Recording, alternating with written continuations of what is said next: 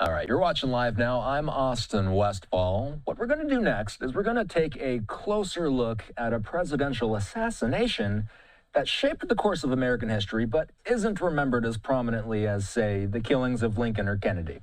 The death of President James Garfield, which is now the subject of a recent Netflix series, is reminding Americans of how dramatic and tragic this moment was. From the shooting itself to the medical missteps that followed, the Garfield assassination is a chapter of our history that still has lessons for us today. Presidential historian and author James Robenalt is here. He hails from Ohio, just like James Garfield did. Good to see you. Why do you think the Garfield assassination is so often left out of the national conversation compared to other presidential assassinations? Well, I think we've had 4 presidential assassinations. 2 of them were Ohio presidents, Garfield and McKinley. The other 2 obviously were Lincoln and JFK. And for Garfield and McKinley, they weren't seen generally in history as transformative as Lincoln's assassination and then JFK's assassination. So I think the main thing is people just didn't view it as significant. But secondly, in the case of Lincoln and more so JFK, there's mystery in those murders, especially JFK's. Whereas with Garfield and McKinley, both of the assassins were captured on the spot and were taken in, and both of them, had trials where they admitted what they did. So, I mean, I think that those are really the 2 reasons that they're not thought of as much. And this new series, Death by Lightning, is just fabulous, absolutely fabulous. The series itself is bringing renewed attention to this story. I know you liked it. You and I were texting about it. What did they get right about the Garfield story?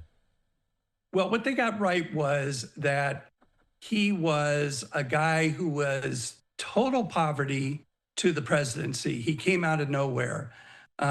He was part of what was then kind of the frontier in Ohio. His house was a log cabin. It's about 2 or 3 miles from where my house is in Shaker Heights, Ohio. And he brought himself up by his bootstraps. His dad died when he was 2. His mother, his wonderful mother, Eliza, raised him. His older brother helped have money to send him to Williams College. He was brilliant. He was our philosopher king president. He really was an amazing guy. And what's so fun about this series is that they run parallel stories. They run his story along with his assassin story, Charles Guiteau.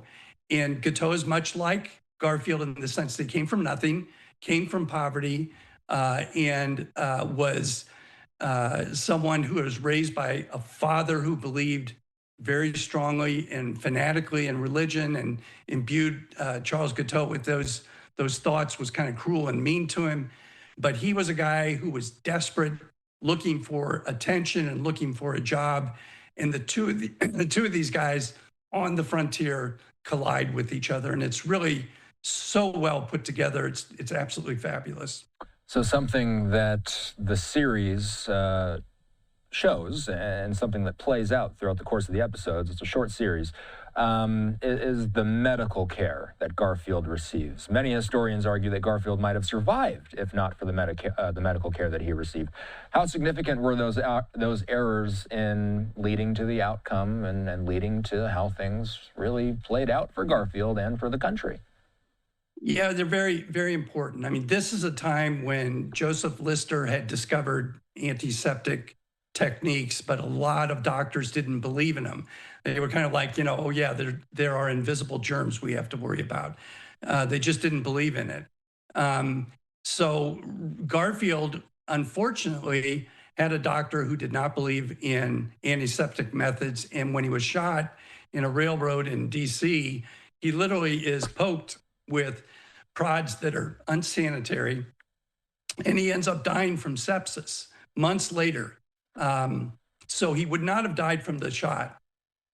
He ended up dying from the sepsis that occurred from these infections getting in his body. In fact, when they did his autopsy, they found the bullet had been wrapped in, the body naturally protecting it. It really was harmless. It didn't hit any of his major organs.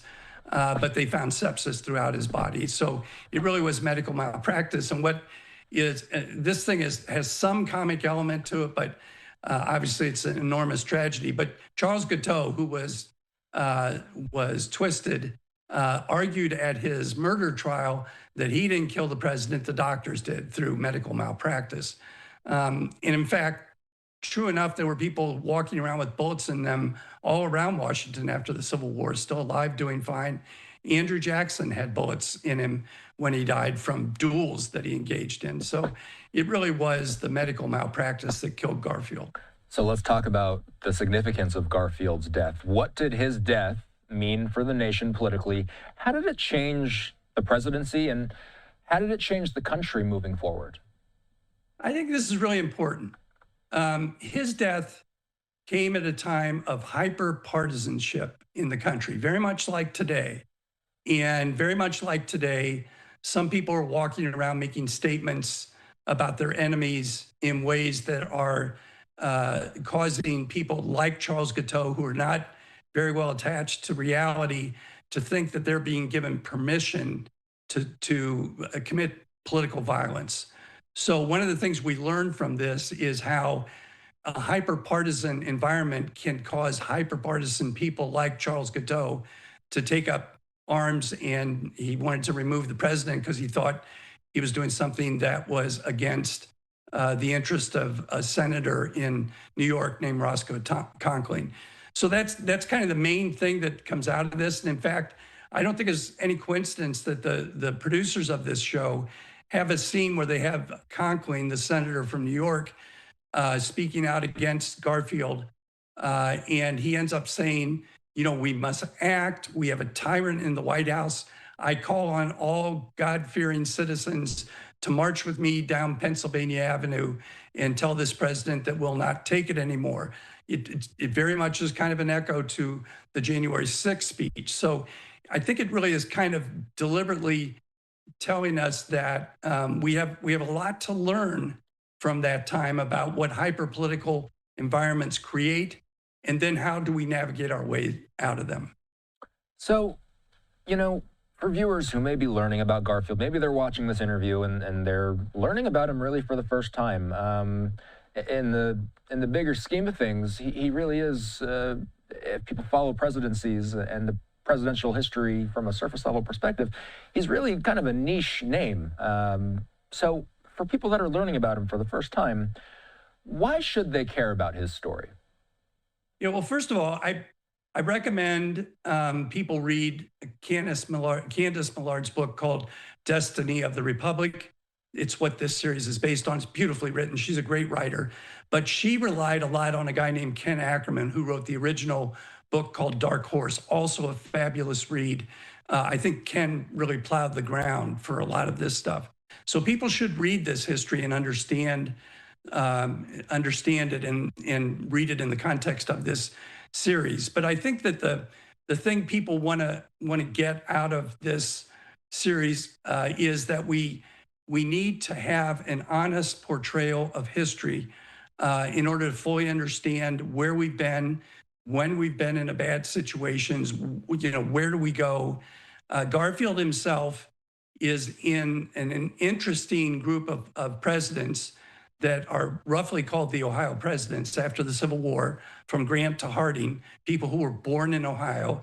Ohio has been called the mother of presidents, but for half of a century, Ohio dominated the presidency. He's part of that line, and that line was a group of people, just like Garfield, generals in the Civil War, who kept the country together after the Civil War when it was still splitting, even though the South had been defeated. So who's going to take up arms against General Grant when he's president? And similarly, Garfield and Harrison, McKinley, these guys were all Civil War soldiers, and they not only helped stitch the country back together, but they were very strong for civil rights and for the right of blacks to vote in the South. It was a huge battle in Reconstruction. So, you know, these are really important aspects, and Garfield is in that line of politicians. He had been in Congress for many years, helped pass some of the amendments after the Civil War that really changed our Constitution, the 13th, 14th and 15th Amendments.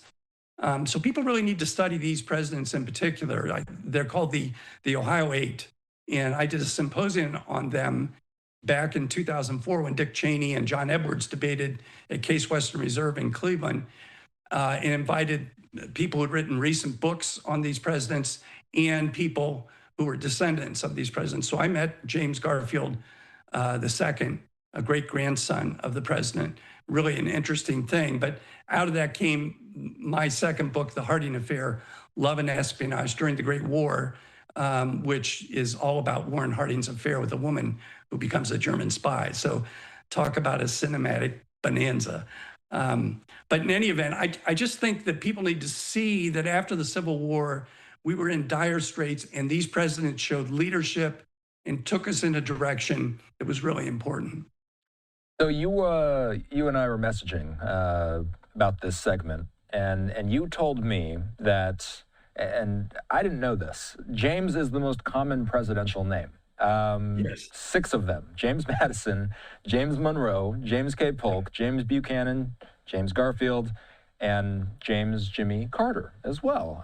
Is that why you know so much about Garfield? Yeah, James? I'm all in favor of James Yes.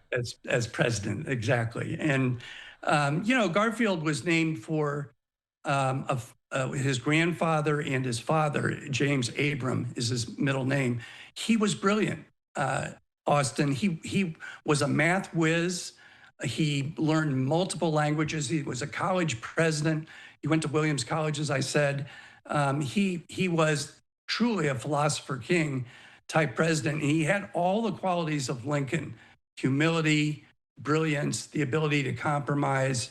And so when we lost him, it was a real loss, because, he was everything you wanted in a president and was on his way to breaking the spoils system and beginning the civil service reforms that will become the progressive movement, where we're trying to get people more and more involved in our democracy, from the founders who, didn't want people to be directly involved. Senators were elected by state legislatures, the Electoral College, all those things.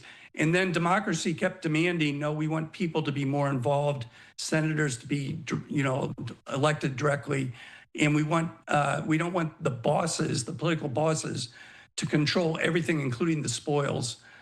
So this was a big turning point that he started, and his assassination accelerated, where Chester Arthur, who had been a part of that problem, ended up, passing what's called the Pendleton Act for civil service employees to have to pass tests, et cetera. After Garfield was assassinated, Chester A. Arthur was inaugurated, as is depicted here. Lincoln, Garfield, and JFK, James, all had strong premonitions of their early deaths. This is another thing you and I were talking about before we did this.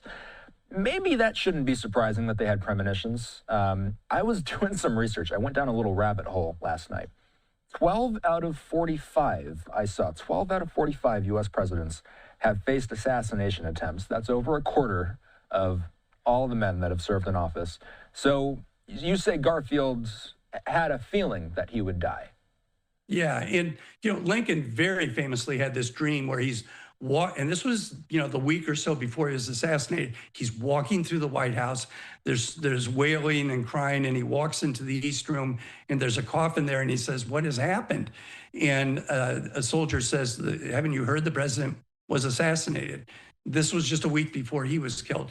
Similarly, Garfield had the same type of dream about not living very long. He was only 49.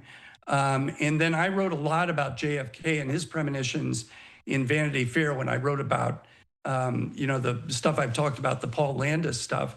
But JFK clearly had all these thoughts about assassination. He had studied Lincoln very closely, because he was exactly 100 years later. Lincoln was 1860, JFK was 1960. And JFK thought a lot about the fact that he may not live out his term, spoke about it the morning of his assassination with the First Lady. So I think these people know they're at risk. It's amazing to me that the Secret Service really wasn't around to protect a president until the 20th century. They were around in the Treasury Department mainly to stop counterfeiters. But Garfield had no guards as he was walking through a railroad station in downtown Washington, D.C. on July 2nd to go on vacation. His sons were with him. Lincoln's son was with him, Robert Todd Lincoln, and his Secretary of State. So, there was just, that's why it's called death by lightning, because he had written to, I forget exactly who he wrote it to, but he said, you can't protect against assassination. You might as well worry about death by lightning. So it was reckless. It was really reckless for our presidents not to have as much protection as they have today. But as we've seen, with Donald Trump's, the attempt on his life, it is very difficult, even under the best circumstances, to protect a president. And a president is just such a lightning rod for people who are deranged or believe they need to be bigger in history themselves, like Lee Harvey Oswald. So it's a bad problem for American politicians, but particularly for presidents. James Robenalt, glad we were able to connect for this story. You can look up James's writings. Also, I've got one of them right here. January 1973. There we go, indeed. There you go. There's the Harding Affair. The Harding Affair. Let's get it. Love and espionage during the Great War. Yeah. There we go. James Robenalt joining us tonight. Hey, thanks for coming on. Thanks for the explainer. We'll check in soon. Okay, great. Talk to you later. Talk to you later.